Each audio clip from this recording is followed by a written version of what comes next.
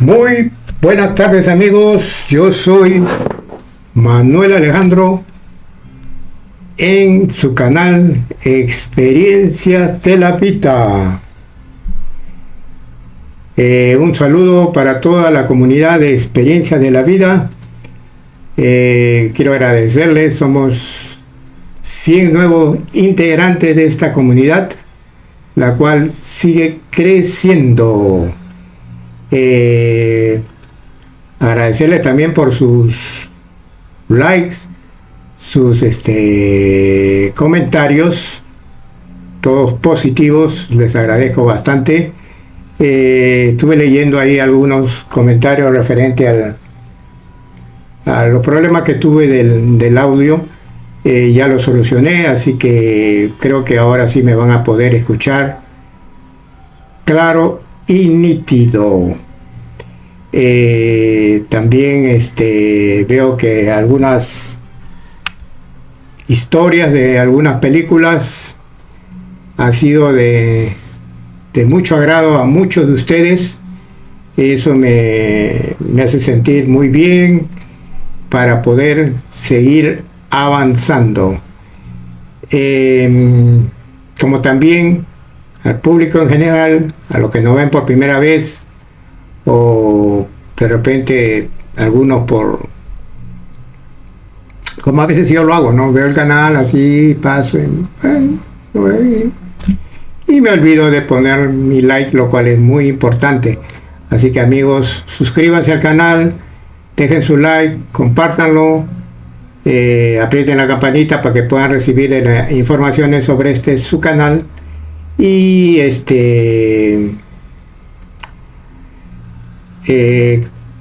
comenten, eso nos va a ayudar bastante. El día de hoy les traigo la historia de una película que causó mucha sensación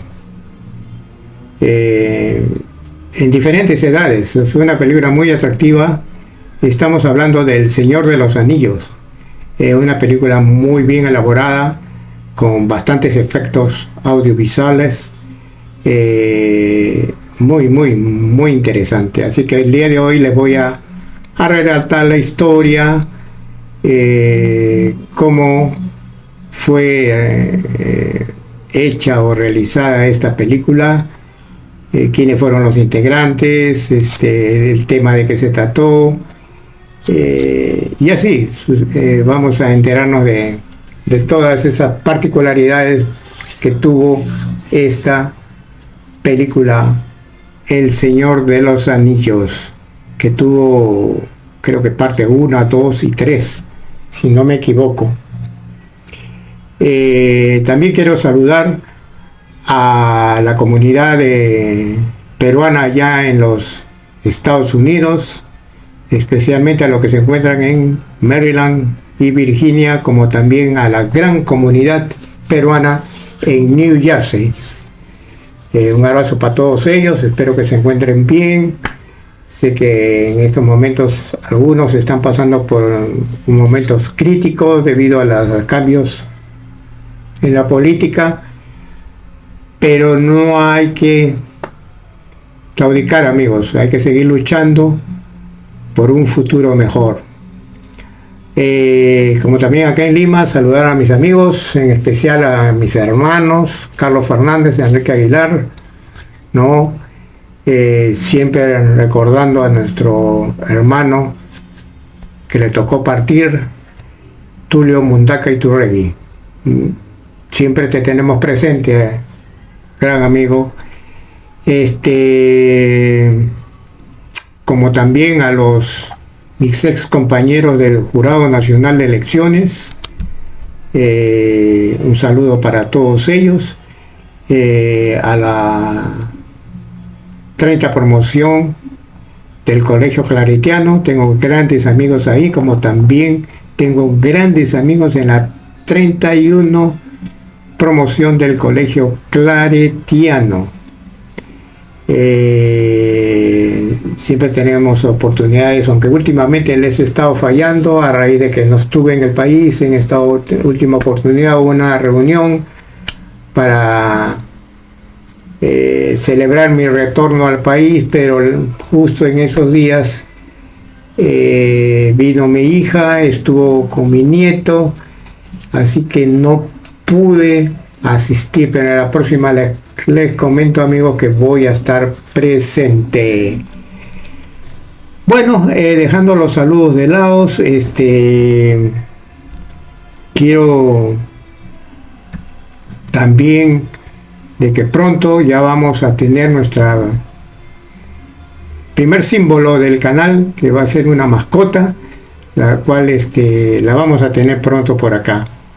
Si alguno quiere comentar o dar alguna idea, bueno, bienvenido sea.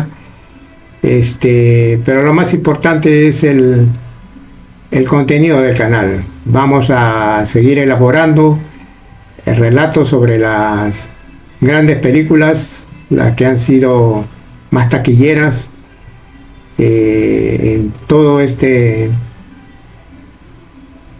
transcurso de los años. Como también vamos a seguir continuando con las historias de los grandes artistas, ya sea del canto al teatro.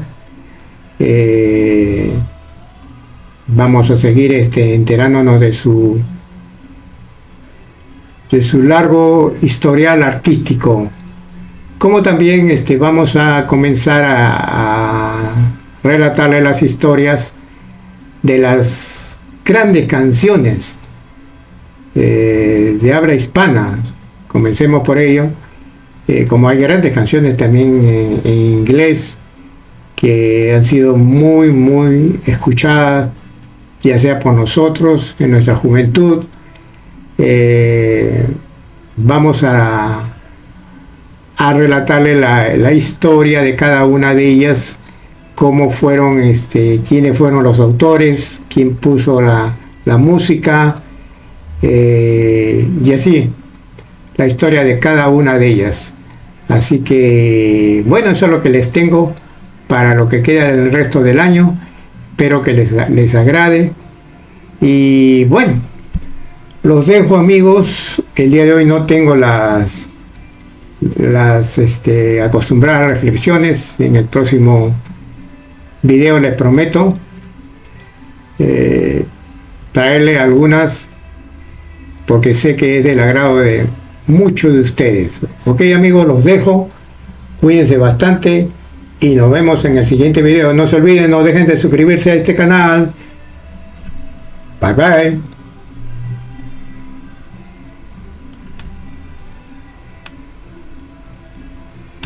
Amigos, espero que les haya gustado este video. No se olviden de dejar sus comentarios, likes, suscribirse y compartirlo.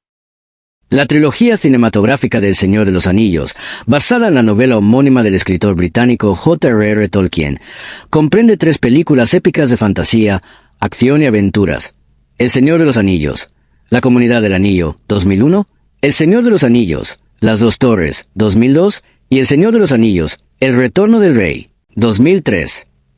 Las 3 películas fueron escritas, producidas y dirigidas por Peter Jackson, coescritas por Frank Wells y Philip Paoyens y distribuidas por New Line Cinema.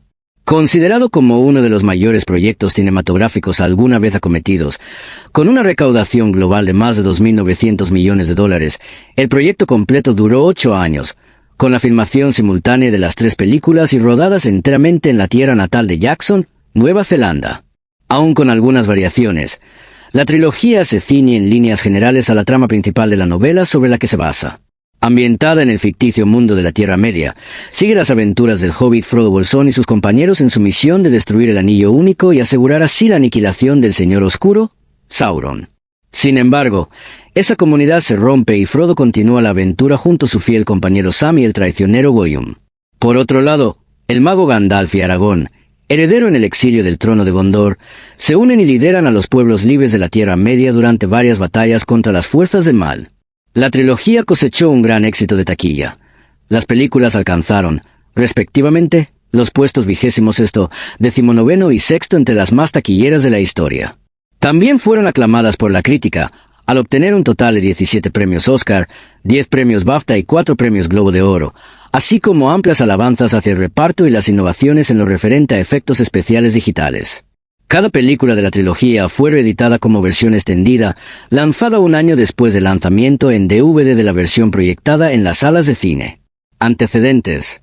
Una página del libro La Comunidad del Anillo, junto con una réplica del Anillo Único. La primera vez que el neozelandés Peter Jackson tuvo conocimiento del libro El Señor de los Anillos ocurrió después de ver la película homónima de 1978, dirigida por Ralph Bakshi, la cual disfrutó y quiso saber más al respecto. Tiempo después, cuando tenía 17 años de edad, leyó una edición basada en el libro 3 durante un viaje en tren que duró 20 horas desde Wellington hasta Auckland. Curiosamente, la banda de rock The Beatles había propuesto al director Stanley Kubrick filmar una película basada en el libro. Pero a pesar de que United Artists tenía los derechos del libro en ese momento, Kubrick rechazó la oferta creyendo imposible recrear los escenarios y los personajes. En 1995, durante la producción de The Frighteners, Jackson consideró dirigir una adaptación de El Señor de los Anillos, al cuestionarse por qué nadie parecía hacer nada sobre ello. A partir de los nuevos logros en el apartado de los efectos por computadora tras el éxito de Parque Jurásico 1993, empezó a concebir una película de fantasía que fuese relativamente seria y que se sintiera real. Junto con su esposa, Frank Wells, inició un proyecto para adaptar El Hobbit y El Señor de los Anillos al cine. Su agente, Ken Cummins, les informó de que Saul Zaentz poseía los derechos de las obras desde principios de los años 1970, así que se pusieron en contacto con el presidente de Miramax Films, Harvey Weinstein, quien se mostró muy interesado por el proyecto. El plan inicial consistía en realizar la película del Hobbit y, si tenía éxito, continuar con El Señor de los Anillos, dividida en 2 partes. Pero las negociaciones con Zaentz se alargaron y además solo poseía los derechos de producción de la primera novela, no los de distribución, que estaban en propiedad de United Artists. En abril de 1996, debido a que la cuestión legal sobre los derechos seguía sin resolverse, Jackson recibió una oferta para dirigir la nueva versión de la novela El Planeta de los Simios, de 20ª Century Fox, y otra para King Kong, de Universal Studios. Este último proyecto le entusiasmaba tanto como El Señor de los Anillos y decidió aceptarlo, provocando así el enfado de Weinstein. El director propuso un acuerdo entre ambas compañías con el fin de arreglar la situación y se repartieron los derechos de las películas en Estados Unidos y el extranjero, incorporando Shakespeare en lo faltrato. No obstante, surgieron problemas de itinerario en cuanto a la elección de locaciones para King Kong, por lo que optó finalmente por enfocarse en El Señor de los Anillos. Ante esto, Universal canceló el proyecto de King Kong y, el 22 de enero de 1997, Weinstein consiguió por fin los derechos del Señor de los Anillos. Inmediatamente después de obtener los derechos de la novela, se dio paso a una etapa de tracto sucesivo para arreglar debidamente el acuerdo final de los derechos. Mientras tanto, Jackson y Wells pidieron al director y guionista Costa Botes que escribiera una sinopsis del libro, a la misma vez que ellos lo leían de nuevo. Aproximadamente 3 meses después, concluyeron su primer boceto. La primera película abarcaría las futuras tramas de la Comunidad del Anillo, las 2 torres y el comienzo del retorno del rey, finalizando con la muerte de Saruman, y con Gandalf y Pippin apresurándose para llegar a Minas Tirith. En este tratamiento, Boyir y Gandalf visitan Edoras una vez que escapan de Saruman. Gollum ataca a Frodo cuando la comunidad aún no se ha roto, y los personajes de Maggot, Glorfindel, Radagast, Elladan y Elrohir están presentes en la historia. Bilbo asiste al concilio del Ron. Sam ve a través del espejo de Galadriel. Saruman se redime antes de morir y los Nazgûl simplemente se redimen en el Orodruin antes de caer. 11 presentaron su guión a Harvey y a Bob Weinstein, este último mostrándose impresionado con su redacción, considerando que no había leído el libro antes. Así, decidieron dar luz verde a la producción de 2 cintas con un presupuesto total de 75 millones de USD. A mediados de 1997, Jackson y Wells comenzaron a reescribir el guión con Stephen Sinclair. La compañera de Sinclair, Philippa Boyens, era una gran seguidora de la novela y se unió al equipo de redacción una vez que leyó su libreto original. Tomó un total de 14 meses aproximadamente escribir los guiones de las 2 películas, los cuales tenían 147 y 144 páginas, respectivamente.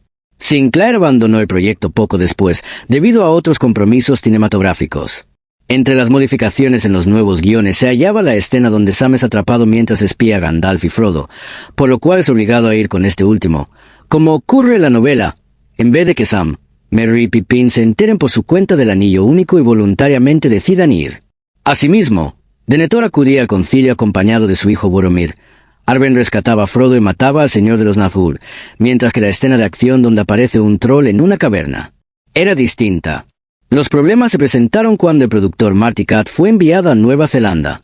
Tras pasar 4 meses ahí, Katz le dijo a Miramax que las cintas tendrían un costo de $150 millones americanos, por lo que Miramax no sería capaz de financiarlas, con $15 millones americanos ya gastados en la preproducción. Decidieron producir una sola película en vez de las 2 que se tenían contempladas.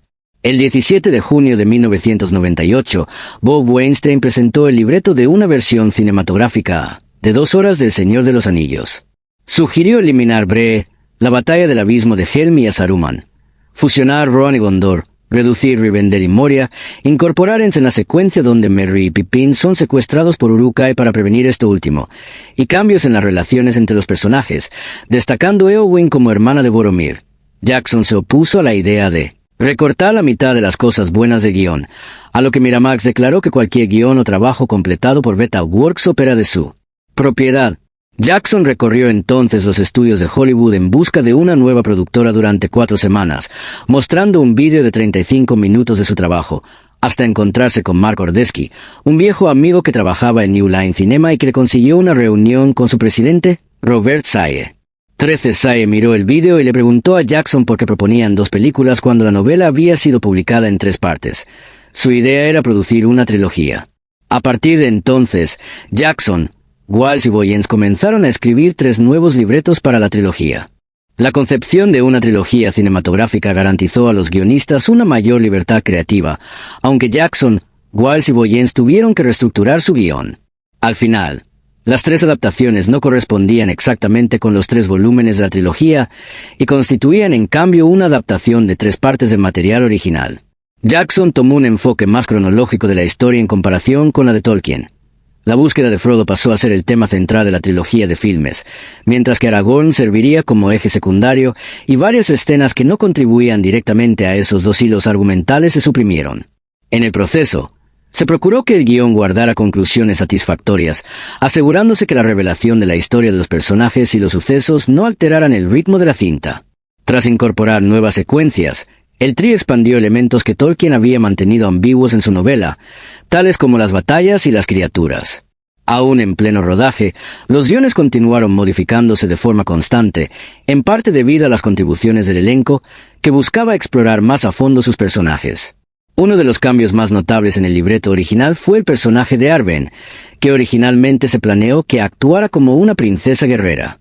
Al final, regresó a la descripción original de Tolkien, permaneciendo inactiva físicamente en la historia, aunque envía apoyo moral y militar a los protagonistas. 16. Antes de que se incluyera un prólogo para explicar la historia del Anillo Único, la comunidad del Anillo abría con una escena en la que Bilbo comienza a escribir su libro Historia de una ida y una vuelta, y describe a los hobbits en el capítulo inicial, al igual que J.R.R. Tolkien hace en El Señor de los Anillos. No obstante, cuando se añadió el prólogo sobre el anillo al guión, esta escena fue suprimida y posteriormente añadida en la versión extendida de la película.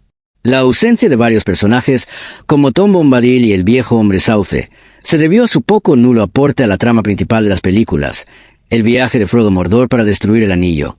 Asimismo, el papel que algunos personajes menores tienen en la novela fue concedido a otros más relevantes en la trilogía.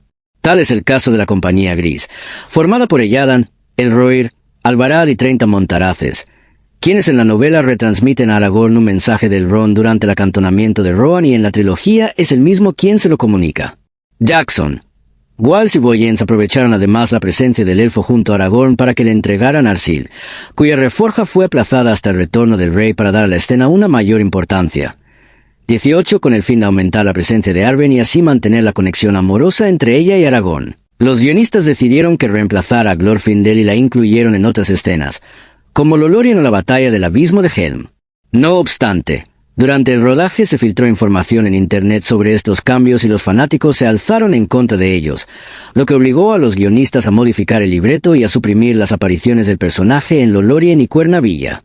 Entonces decidieron acudir a los apéndices del Señor de los Anillos, donde J.R.R. Tolkien incluyó un fragmento de la historia de amor entre Aragorn y Arwen, para incluir nuevas escenas la pareja.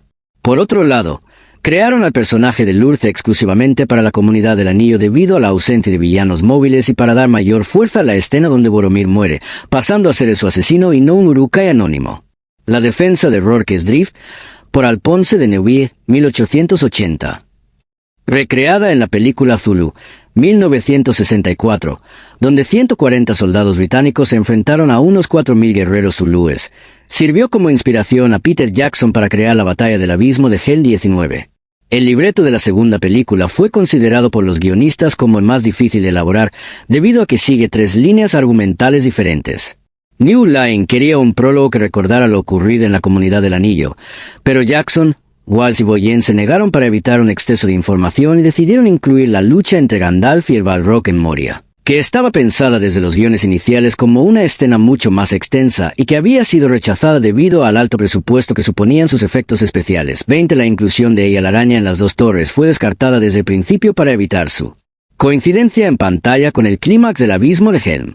Con ello, la historia de Frodo, Sam y Gollum perdió fuerza y los guionistas alteraron la trama para incluirles en el ataque a Osgiliath, también con la intención de reforzar la maldad del anillo y la tentación que despierta, en este caso al personaje de Faramir, que en la novela presta su ayuda sin más a los hobbits. Por deseo de Jackson, la batalla del Abismo de Helm siguió el mismo patrón que la batalla de Rorke's Drift en la película Zulu, 1964, de Seinfeld 19. La escena inicial del retorno del rey era un sueño de Aragorn en donde veía los senderos de los muertos, pero finalmente se sustituyó por otra descartada en las 2 torres. Un flashback ampliado únicamente por Walsh que muestra el hallazgo del anillo por parte de Smeagol y su posterior deterioro hasta convertirse en Gollum. La aparición del saneamiento de la comarca fue descartada pronto y la muerte de Saruman, que en la novela ocurre durante este pasaje, fue trasladada a lo alto de Orthanc. En un principio tenía lugar al final de las 2 torres, pero el guión fue modificado nuevamente para no romper el clímax final del Abismo de Helm y la escena fue trasladada al inicio del retorno del rey. 21:18 En un principio, los guionistas escribieron escenas finales para todos los miembros de la Compañía del Anillo e incluso fueron rodadas. Pero finalmente solo incluyeron la de Aragorn y se centraron en el deterioro de Frodo a causa del viaje. Diseño de producción y vestuario. Jackson comenzó el guión gráfico de la trilogía junto con Christian Rivers en agosto de 1997, asignándole al mismo tiempo a su equipo de trabajo las labores de diseño de la Tierra Media. El resultado fue una versión 2 en blanco y negro de la película, que incorporaba guiones animados filmados con imágenes, voces y piezas musicales temporales con la finalidad de tener una visión más clara del estilo que tendría la trilogía. Para los efectos visuales, Jackson usó una pequeña cámara de vídeo para grabar los modelos de los sets, una técnica que aprendió de Industrial Light y Magic, planeando en el proceso las secuencias de batalla que incorporaría luego en las cintas. La grabación de los sets miniatura le permitiría a su vez improvisar las secuencias de acción, como el colapso de la escalinata de Moria, que nunca se contempló en ningún guión. Además, utilizó 40,000 soldados de juguete para el guión animado. Este proceso se repetiría en plena producción para añadir escenas como la de los Ents atacando Isengard y el sitio de Minas Tirith, en febrero de 2003. Casco Rim, tal y como aparece en la trilogía. Poco después, contrató a Richard Taylor para que dirigiera Beta Workshop en el diseño de 5 elementos: las armaduras, el armamento, las prótesis barra diagonal maquillaje, las criaturas y las miniaturas. Cuando el equipo de diseñadores de Beta Workshop comenzó a esbozar las primeras armaduras para las películas, no tenían demasiados conocimientos sobre el tema y carecían de un experto que les pudiera orientar. Por ello, los primeros diseños eran poco reales, aunque ya comenzaban a aparecer aspectos que se mantendrían en las armaduras definitivas. Con la incorporación al equipo de Alan Lee y John Howe, experto en armaduras, en noviembre de 1997, los diseños comenzaron a tomar forma. La mayor parte de las imágenes en los filmes se halla basada en muchas de sus ilustraciones. Grant Major, diseñador de producción, tuvo a su cargo la tarea de convertir los diseños de Lee y Howe en modelos arquitectónicos, para lo cual comenzó a crear los sets, mientras que Dan Hena colaboró como director artístico buscando locaciones y organizando la construcción de los sets. La visión de la Tierra Media que tenía Jackson era descrita por Randy Cook como Harryhausen conoce a David Lean. Jackson quería un realismo descarnado y un vínculo histórico para la fantasía, por lo que intentó hacer que el mundo de la Tierra Media luciera razonable y creíble. Por ejemplo, el ejército de Nueva Zelanda ayudó a construir Hobbiton meses antes de que la filmación comenzara para que la vegetación pudiera crecer hasta entonces. A su vez, Las criaturas se diseñaron para ser biológicamente creíbles, tales como las enormes alas de las bestias caídas que les ayudan a los Nazgûl a volar. En total, Beta Workshop creó un total de 48.000 piezas de armadura, 500 arcos y 10.000 flechas. Asimismo, produjo varias prótesis, tales como 1.800 pares de pies hobbit para los protagonistas, al igual que muchas orejas, narices y cabezas para el reparto. Gila Dixon fue contratada el 1 de abril de 1999 para dirigir la creación de los diferentes vestuarios. Dixon y otras 40 costureras más trabajaron en torno a más de 19.000 atuendos basados en la época. Debido al gran calendario de rodaje, se tenían que hacer 10 versiones de cada vestimenta, y después 30 más para maniobras, personas a escala y otros dobles, por lo que todos los diseños tendrían 40 versiones. Cada objeto fue diseñado especialmente por el Departamento de Arte de Beta. El Departamento de Arte tuvo mucho cuidado en lo que concierne la naturaleza, tomando en cuenta la importancia hacia Tolkien, tal como trasladar las plantas de la ubicación de Edoras en un vivero. En ocasiones moldeaban figuras a partir de rocas reales y cortezas de árboles, al igual que colocar ramas en una estructura de acero con poliestireno para crear árboles más convincentes. Brian Massey dirigió el Departamento de Ecología, e incluso escribió un folleto sobre el crecimiento de los árboles cuando se quejó de los elementos de utilería, al describirlos, muy cónicos, para Lothlórien cuando el momento llegó para el bosque Fangorn. La numerosa utilería que se encuentra presente en la trilogía fue, en su totalidad, originalmente diseñada a diferentes escalas, por lo que muchos artesanos fueron contratados. Destaca Jens Hansen, que creó 15 réplicas del Anillo Único. Las estatuas fueron esculpidas en poliestireno, aunque algunos modelos de tronos vistos en la trilogía efectivamente se elaboraron en mármol, piedra y madera como debían de ser debido a las descripciones de la novela. Se contrató además a Daniel Dee para escribir y confeccionar libros, documentos, mapas, diagramas e inclusive grafitos de orcos que pueden notarse en las películas. El rodaje principal de las 3 películas se realizó simultáneamente en Nueva Zelanda desde el 11 de octubre de 1999 hasta el 22 de diciembre de 2000, en un periodo de 438 días. Se realizaron rodajes menores adicionales anualmente desde 2001 a 2004. La trilogía se rodó en más de 150 localizaciones, con 7 unidades diferentes rodando, además de rodaje de sonido en los alrededores de Wellington y Keenestone. Además de Peter Jackson como director de toda la producción, entre los directores de las distintas unidades estaban John Mahaffey, Geoff Murphy, Frank Wells, Barry Asbone, Rick Porras y algún que otro asistente del director, productor o guionista disponible. Jackson, quien controlaba todas esas unidades vía satélite y con la presión añadida de constantes reescrituras del guión y el visionado del resultado de las interpretaciones rodadas por las distintas unidades, solo podía dormir por la noche apenas 4 horas. 16 debido a las distancias de algunos de los lugares de filmación. El equipo técnico llevaba consigo kits de supervivencia en caso de que los helicópteros no pudieran llegar a la localización para traerlos a casa a tiempo. El Departamento de Conservación de Nueva Zelanda fue juzgado por aprobar la filmación en parques nacionales sin la consideración adecuada de los efectos ambientales adversos y sin notificación pública. Los efectos desfavorables de la filmación de las secuencias de batalla en el Parque Nacional de Tongariro provocaron la restauración del trabajo hecho. El monte Sunday sirvió como localización para recrear Edoras. De esta manera, a finales de 1999, la secuencia hacia Bree en la que los hobbits Frodo, Sam, Merry y Pippin se esconden debajo de un árbol de un espectro del anillo fue la primera escena que se rodó. Durante estos primeros periodos de filmación, el enfoque principal giraba en torno a la comunidad del anillo, más concretamente cuando los mencionados hobbits procuran llegar a Rivendell como una sola noche en los exteriores de Bree. Esto con el objetivo de que los 4 actores se acoplaran más como personajes compañeros. Unidades secundarias rodaron también para la persecución del río de Bruinen y la deforestación de Isengard. Por lo general, Liv Tyler solo iba a Nueva Zelanda por escenas que requerían de peligrosos movimientos y pasaron 5 días para que rodara la escena hacia Bruinen mientras que su doble Jane Abbott montaba a caballo. En cambio, durante el primer mes de rodaje, Viggo Mortensen se unió al reparto poco después de que se hubiese concluido que el actor Stuart Townsend parecía muy joven como para interpretar a Aragorn. Mortensen comenzó grabando la escena de su lucha contra los espectros del anillo en la cima de los vientos sin haber recibido ningún entrenamiento especial en concepto de manejo de la espada. No obstante, disponía del tiempo suficiente como para tomar un curso de esgrima con el maestro Bob Anderson, impresionando al equipo de la película dada su habilidad para meterse rápidamente en su papel y su participación en todos los detalles de su personificación. El monte Nauru es la locación del Orodruin o Monte del Destino.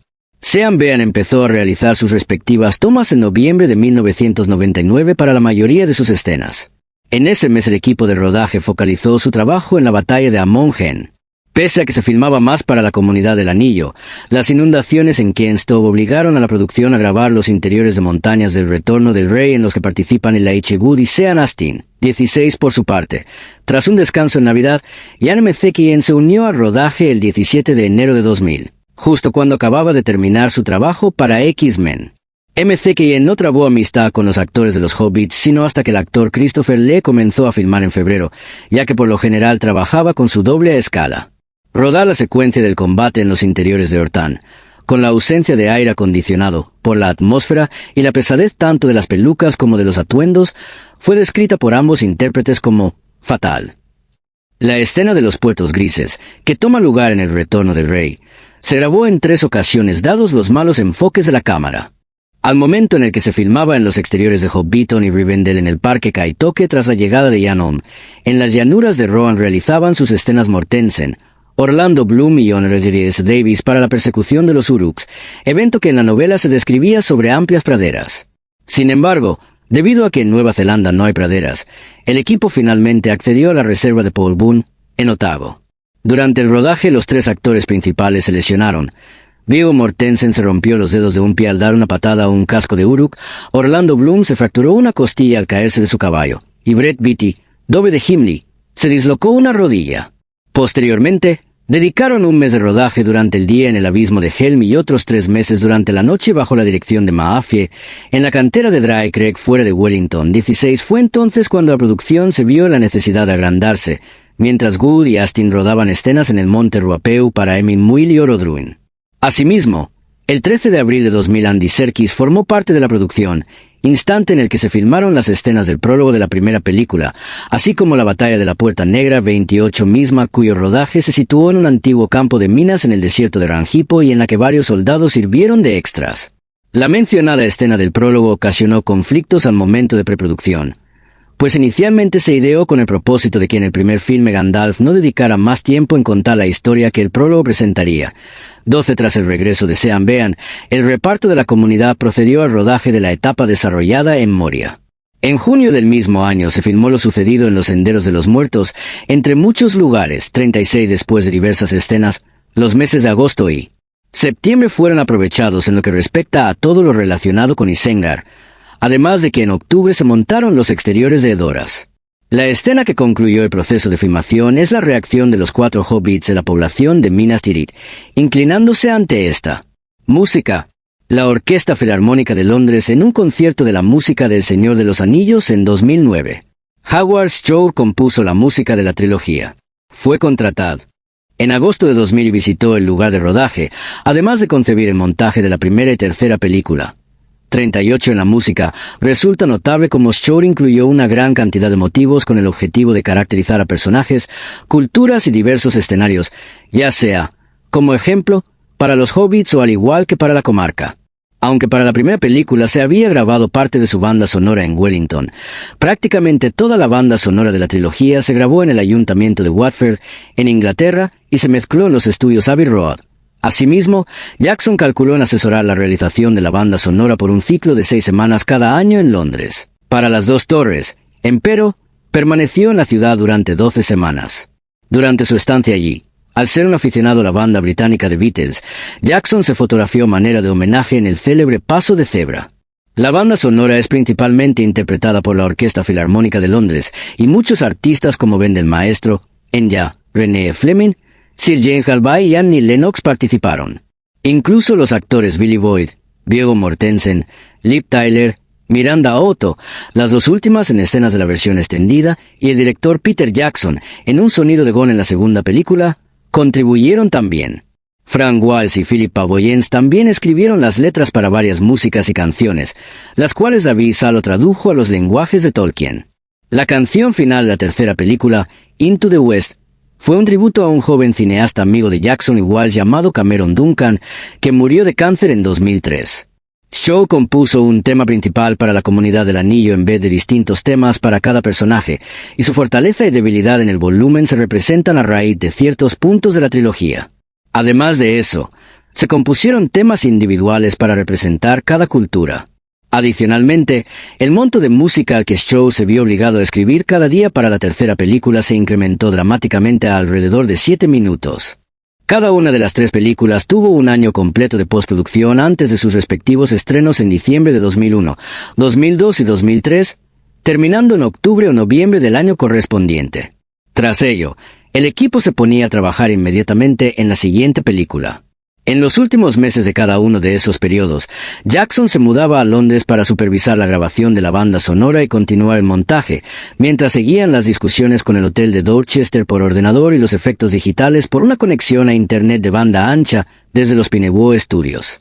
Disponía de un enlace de Polycom de vídeo con sonido 5.1 para organizar reuniones, y solía escuchar la nueva música y efectos de sonido en cualquier sitio que estuviera. Las 3 versiones extendidas también tuvieron una apretada agenda de postproducción para completar los efectos especiales y la música al principio de cada año. Efectos especiales. Efectos visuales. Para la trilogía se utilizaron innovadoras técnicas y efectos visuales digitales. La primera película cuenta con alrededor de 540 efectos, la segunda 799 y la tercera 1488, 2730 en total. El total se incrementa hasta 3420 en las versiones extendidas. 260 artistas de efectos visuales trabajaron en la trilogía y el número se duplicó para las 2 torres. El equipo técnico, encabezado por Jim Rigiel y Randy Cook, trabajó duro haciendo horas por las noches, obligado a producir efectos especiales en un corto espacio de tiempo por la imaginación hiperactiva de Jackson. Por ejemplo, varias de las secuencias principales de la batalla del abismo de Helm fueron generadas en las últimas 6 semanas de postproducción de las 2 torres, 41, y lo mismo volvió a ocurrir en las últimas 6 semanas del Retorno del Rey. A pesar de que Beta Workshop fue la principal responsable de la mayor parte de los efectos visuales de las películas, la escena donde Arwen confronta a los jinetes negros en la Comunidad del Anillo fue hecha enteramente por Digital Do Human. La producción presentó complicaciones tras el uso de dobles a escala, al igual que con la perspectiva forzada a un nivel nunca antes visto en la industria del cine. Con esto, se utilizaron grandes y pequeños dobles a escala en ciertas escenas, mientras que se construyeron duplicados de algunos escenarios, incluyendo Bolsón Cerrado en Hobbiton, en 2 escalas distintas, con el propósito de que los diferentes personajes se apropiaran a su respectivo tamaño. Igualmente se empleó la perspectiva forzada para que se notara que los hobbits, cuyo tamaño es relativamente pequeño, estaban interactuando con los humanos y los elfos, que poseen una altura superior. Beta acuñó el término maxitura para las 72 miniaturas producidas en la cinta, en referencia a su enorme tamaño. Dichas miniaturas albergan la escala 1, 4 del abismo de Helm, que, acompañada por la de Moria y Osgiliath, fue una de las primeras que se creó. La mayoría de los sets se edificaron para dar lugar a la composición de modelos y pinturas mate. Muchas de las criaturas de la Tierra Media, ya sean los Trolls, los Balrogs, los Ents, los Wargos, los Olifantes, así como ella la araña, entre otros, fueron creados por computadora en su totalidad. Los creadores dedicarían meses a la creación y modificación de las criaturas, en el instante en el que los diseños de los bocetos fuesen previamente esculpidos en maquetas con 5 pies de sostén y escaneados a computadora. Era entonces cuando los animadores ajustarían los esqueletos y músculos de cada cuerpo sin animar y posteriormente los entintarían a partir de maquetas pintadas y previamente escaneadas. Beta comenzó a animar a Gollum al término de 1998, utilizando un sistema de músculo humano genérico, con el objetivo de convencer a New Line de que el resultado podía en efecto lograrse. El personaje generado por computadora se erigió a partir de las características faciales de Andy Serkis, así como de su voz y decisiones de actuación. Serkis basó su voz en sonidos que solía emitir su gato. 49 En un principio el equipo de animación pensó en usar 2 técnicas para elaborar al personaje de Gollum: la captura de movimientos y la manipulación de marionetas, keyframe. El equipo de rodaje había grabado 2 tomas de cada escena en la que aparecía Gollum, una con Serkis como referencia para el resto de actores y otras en el para que los animadores pudieran introducir más tarde al Gollum digital. Sin embargo, cuando el equipo de Beta vio las tomas, observaron que los actores interpretaban mejor en las que aparecía Serkis, así que decidieron usar la técnica del rotoscopio para Gollum, ya que permite crear un personaje digital siguiendo una referencia filmada en vivo. Los técnicos de sonido pasaron la primera parte del año intentando encontrar los sonidos adecuados. Para algunos el equipo tuvo que comprar animales como tigres y morsas. También se usaron voces humanas. Frank Walsh contribuyó al grito de los Nazgûl y David Farmer a los aullidos de los wargos. Para otros sonidos se utilizaron fuentes menos obvias. El chirrido de las bestias aladas de los Nazgûles, en realidad, el rebuzno de un asno, y el chillido de los Mumakil procede del comienzo y el final del rugido de un león. Además, la mayoría de los diálogos fueron doblados en postproducción por los mismos actores y editores de sonido. 23, dado que no poseían una librería de sonidos en los que sostenerse, se vieron en la necesidad de recrear sonidos desde el inicio de la producción. Los técnicos trabajaron con localizaciones en Nueva Zelanda para lograr muchos de los sonidos, de los cuales muchos tomaron como punto de inspiración ciertos textos y descripciones de la novela original de Tolkien. Regrabaron los de las escenas de Moria en túneles abandonados para lograr los efectos de ecos y reverberaciones. 20,000 aficionados al cricket neozelandeses proporcionaron el ruido del ejército de los Uruk y de las Dos Torres, con Jackson actuando como director de orquesta durante el descanso entre entradas de un partido de cricket internacional de un día entre Inglaterra y Nueva Zelanda en el estadio Westpac. 16 se dedicaron a grabar los sonidos de un cementerio por la noche y a trabajadores de la construcción dejando caer bloques de piedra para los sonidos de los peñascos que se lanzan en el retorno del rey. Los gritos de los Nazgûl fueron a los que más se les añadió voces reales atravesadas ya a un proceso de edición, mientras que los aullidos de los wargos provienen de una combinación de David Farmer y de ladridos de perros que poseía en su colección de sonido. Además, los técnicos trabajaron en Estados Unidos durante el verano de cada año de postproducción y tras esta época regresaban a Nueva Zelanda de 3 a 4 meses para seguir trabajando. Por ejemplo, en el territorio americano grababan elefantes procedentes de Arkansas, o en Oregón simples animales como un asno. Farmer también recurrió a animales marinos para la realización de efectos especiales de los sonidos de ciertas criaturas importantes en la trilogía. Los orcos que emergen en las minas de Moria recrean una instancia de pequeños elefantes marinos. Por otra parte, los Uruks, más salvajes que los anteriormente mencionados, requerían de un sonido muy diferente a que producían los orcos, por lo que grabaron a leones marinos y lo obtenido se mezcló con voces humanas para agregar variedad y una reacción más humana. El proceso de mezcla se llevó a cabo entre agosto y noviembre en The Film Mix, antes de que Jackson encargara la edificación de un nuevo estudio en 2003.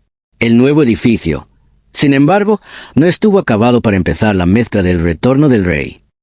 Muchas gracias por suscribirse a este canal Experiencias de la Vida con Manuel Alejandro.